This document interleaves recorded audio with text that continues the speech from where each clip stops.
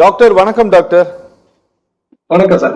Doctor, இது சபாநாயகர் என்ன டிசிஷன் எடுக்க போகிறார் அப்படின்னு சொல்லிட்டு எல்லாரும் எதிர்பார்த்து கொண்டு இருந்தது. ஆனால் ரெண்டு பேருமே மாறி மாறி கடிதங்கள் கொடுத்து விட்டதுனால் இந்த 21 பேர் மேலே என்ன ஆக்ஷன் ஒன்றும் பெருசாக இருக்காது அப்படிங்கிறது எல்லாரும் ஓரளவு எதிர்பார்த்த ஒன்று தான்.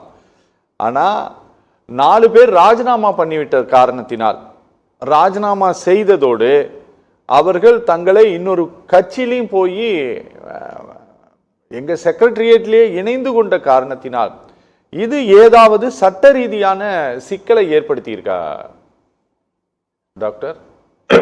கண்டிப்பா சார். சார் இப்ப இந்த அதிமுக விவகாரத்துல 25 எம்எல்ஏக்கள்ல 21 பேர்ல மன்னிப்பு, 4 பேர் மேல விசாரணை. ஓகே, இது அப்படியே நிக்குது. இது போன்ற சம்பவம் உண்மையாலுமே மிக வருந்தத்தக்க சம்பவம். ஓகே, அது எந்த கட்சியில நடந்திருந்தாலும் அது வருந்தக்கூடிய சம்பவம் தான். இப்ப சமூகத்துல பார்ப்போம், அறத்தை பத்தி பேசுவோம், உண்மையை பத்தி பேசுவோம், நியாயத்தை பத்தி பேசுவோம். ஒரு நீதிமன்றம் என்ன பண்ணுது, குலகாரனுக்கு கூட தனிப்பட்ட மன உரிமையை கொடுக்குது. அவன் இந்த நாட்டுக்கு அநியாயம் பண்ணவன், மக்களுக்கு அநியாயம் பண்ணவன். ஆனா அந்த கொலையாளி கூட அவனுடைய தனி மனித சுதந்திரத்தை பாதுகாக்கணும்னு சொல்லிட்டு கூட நீதிமன்றம் சொல்லுது. அந்த அளவுக்கு உயர்ந்தது. அப்போ இப்ப நடந்த சம்பவம் பாத்தீங்கன்னா, அந்த 4 பேரு வெளியே இப்படி பண்ணிட்டாங்களே அப்படிங்கறது ஒரு போர்ல பட்டா எதிரி இருப்பான். எதிரி நெஞ்சில குத்துவான், துரோகி முதுகுல குத்துறன்னு சொல்றாங்க. இது போன்ற செயல்கள், இது போன்ற நபர்களை எதிரி லிஸ்ட்ல சேர்க்கிறதா, துரோகி லிஸ்ட்ல சேர்க்கிறதா, என்ன லிஸ்ட்ல சேர்க்கிறது? இது ஒரு புது லிஸ்ட் போடணும். இதுக்கு ஒரு புது லிஸ்ட் போடணும். நம்ம என்ன சொல்ல வர்றோம், அதிமுக கட்சி ஒரு கொள்கையிலேயே அவங்களுடைய ஸ்ட்ராட்டஜி முரண்பாடு இருந்தாலும் அதுல ஜெயிச்ச 25 பேர்ல மொத்தம் 47 பேர் ஜெயிச்சாங்க. அதுல 25 பேர் விலகினாங்க. அதுல 4 பேரு உச்சகட்டமா ஒரு முடிவு எடுத்தது அந்த கட்சிக்கும் அந்த மக்களுக்கும், ஓட்டு போட்ட மக்களுக்கு செய்த மிகப்பெரிய துரோகம். துரோகத்துக்கு மேல துரோகம். அப்ப இதுல சபாநாயகர் எப்படி எடுக்கணும்? சபாநாயகர் பேச்சு அது ஃபைனல். இது சட்டமன்றத்தை பொறுத்த வரைக்கும். அப்ப சபாநாயகர் 21 பேரை மன்னிச்சிட்டாரு. சபாநாயகர் உண்மையாலுமே அறத்தின்படி நடந்தார். இவங்களை என்ன பண்ணணும் அப்படின்னா, இவங்களை டிஸ்குவாலிஃபை பண்ணணும். ஏன்னா டிஸ்குவாலிஃபை ரெசிக்னேஷனுக்கு 2 வித்தியாசம் இருக்கு. டிஸ்குவாலிஃபை பண்ணிட்டான்னு வச்சுங்க, இந்த 4 பேரும் தாவேக்கல சேர்ந்துட்டாங்க. அது அடுத்த பார்த்தா வச்சுக்கலாம். அவர்கள் பதவி நீக்கம் செய்யப்பட்டால், அதாவது ஆன்டி டிஃபெக்ஷன் லா படி, சட்டத்தின்படி பதவி நீக்கம் செய்யப்பட்டா, டிஸ்குவாலிஃபை செய்யப்பட்டா, எக்ஸ் எம்எல்ஏவுக்கு கிடைக்கக்கூடிய அந்த பலன்கள் மாசம் 30,000 ரூபாய் வர்றது, அப்புறம் ஹாஸ்டல்ல நீங்க தங்கிக்கலாம், எம்எல்ஏ ஹாஸ்டல்ல மேலும் இருக்கக்கூடிய பஞ்சப்படிகள், அதான் எம்எல்ஏக்கான எக்ஸ் எம்எல்ஏக்கான பயன்பாடுகள் எல்லாமே நீக்கப்பட்டுடும், அவங்களுக்கு கிடைக்காது. அப்போ சபாநாயகர் அறத்தின்படி நடந்தால் இவங்களை முதல்ல டிஸ்குவாலிஃபை பண்ணணும். டிஸ்குவாலிஃபை பண்ணிட்டு அப்புறமேல அவங்க தாவேக்கால சேர்ந்ததை அவர் முடிவெடுக்கிறாரா, இல்ல அந்த சமயத்துல அந்த வாக்கெடுப்பு சமயத்துல அந்த வாக்கெடுப்பை அது உறுதி செஞ்சுக்கிறாரா அப்படிங்கறது ஒரு தனிப்பட்ட அவர நினைவு, ஒரு காரியம். அப்போ நம்ம என்ன சொல்ல வர்றோம், இந்த சமுதாயத்துல ஜனநாயகம் காப்பாற்றப்பட வேண்டும். ஒரு சட்டமன்ற ஜனநாயகம் காப்பாற்றப்பட வேண்டும். அதே மாதிரி மக்கள் ஜனநாயகம் காப்பாற்றப்பட வேண்டும் என்று சொன்னால் 21 பேரை மன்னித்தது அது நியாயம். ஏன்னா அதிமுகவினுடைய தலைவர் எடப்பாடி பழனிசாமி அவர்களை வாபஸ், அவர் கொடுத்த கம்ப்ளைண்ட வாபஸ் வாங்கிட்டாரு. அதனால அவர்களுக்கு மன்னிப்பு கொடுத்துருங்க அப்படின்னு சொல்லிட்டாரு. மன்னிப்பு கொடுத்துட்டாரு, அது நியாயம், அது ஓகே.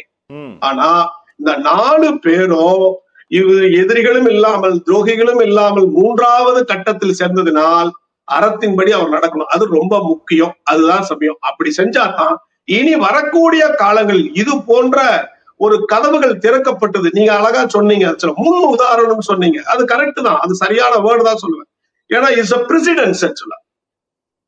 பின்னால் வரக்கூடிய நபர்கள் இது போன்ற தவறுகள் இழைக்காமல் நடப்பதற்கும், இது போன்ற காரியங்கள் செய்யாமல் இருப்பதற்கும் சபாநாயகர் எடுக்கக்கூடிய முடிவு அதற்கு ஒரு முன் உதாரணமாக இருக்கிறது. எக்ஸாக்ட்லி அந்த வேர்டு சொன்னீங்க, முன் உதாரணம். ஓகே. அப்போ நம்ம என்ன சொல்ல வர்றோம் அப்படின்னா, வரக்கூடிய காலத்துல அது எப்படி நடக்குது, என்ன செய்ய போறாங்க அப்படின்னு தான் தெரியும். ஆனாலும் யாரு இந்த ஒரு 5 வருஷம் தாவேகா இருக்கலாம், அடுத்த வருஷம் திமுக வரலாம், அப்புறம் அதிமுக வரலாம், யாரு வேணாலும் சுழன்று வரலாம். மக்களுக்கு நல்லது செய்யணும். அதன் அடிப்படையில பார்த்தா நல்லவர்கள், நியாயமானவர்கள், அறத்தின் உள்ளவர்கள் சட்டமன்றத்தில் இருக்க வேண்டும் என்பதுதான் என்னுடைய கருத்து. Okay okay. டாக்டர் டாக்டர் நான் பேசுறது கேக்குதா உங்களுக்கு? கேக்குது சார், கேக்குது சார். டாக்டர், ஒரு ஒரு பிரைவேட் தான் ஒருத்தர் போட்டிருக்காரு ஒரு வழக்கு, சரிங்களா? சுப்ரீம் கோர்ட்ல ஃபைல் பண்ணி விசாரிக்கணும்னு சொல்லியிருக்காரு. இது இந்த மாதிரி வழக்க உச்சநீதிமன்றம் இதை இந்தியா முழுசும் பார்த்துட்டு இருக்கிறாங்க. தமிழ்நாட்டு அரசியலில் நிகழ்ந்திருக்கக்கூடிய இந்த ஒரு பெரிய சேஞ்சை இந்தியா முழுவதும் பார்த்து கொண்டு இருக்கிறார்கள். ஒரு 4-5 நாள் என்ன நடந்தது அப்படிங்கிறதையும் பார்த்துட்டு இருக்கிறாங்க. எல்லா சார்ஜஸ் வச்சது, இங்கே கூத்து நடந்தது எல்லாத்தையுமே கோர்ட்டு கவனித்து கொண்டு தான் இருக்கிறது. இந்த ஹார்ஸ் ட்ரேடிங் தொடர்பான இந்த விஷயம் சீரியஸானதாக மாறுவதற்கு வாய்ப்பு இருக்குங்களா டாக்டர்? கண்டிப்பாங்க. இது சீரியஸா மாத்தணும், அதுதான் நான் கருதுறேன். இது ஹார்ஸ் ட்ரேடிங், குதிரை பேரம் என்று சொல்வதை விட இது ஒரு சூது. ஓகே, அப்படித்தான் சொல்லணும். சூது பேரம், அவ்வளவுதான் சொல்லணும். குதிரை பேரம் கூட சொல்லக்கூடாது. நான் என்ன கேக்குறேன்னா, அடிப்படையிலேயே ஒரு மக்களால் தேர்ந்தெடுக்கப்பட்டு இவ்வளவு பெரிய போராட்டம், அதாவது இந்த தேர்தல் கடந்த தேர்தல் ஒரு மிகப்பெரிய ஒரு என்ன சொல்றது, ஒரு புரட்சி மாதிரி தான் சொல்ல முடியும்.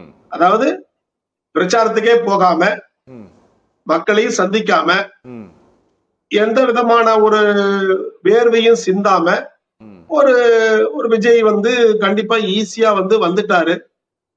ஒரு ஆன்டி இன்கம்பன்சி, மக்களினுடைய ஒரு மனோபாவத்தை கையில் எடுத்துக்கிட்டு அவர் வந்துட்டாரு. அதுக்கு ஒரு வாழ்த்துக்கள், அவ்வளவுதான்.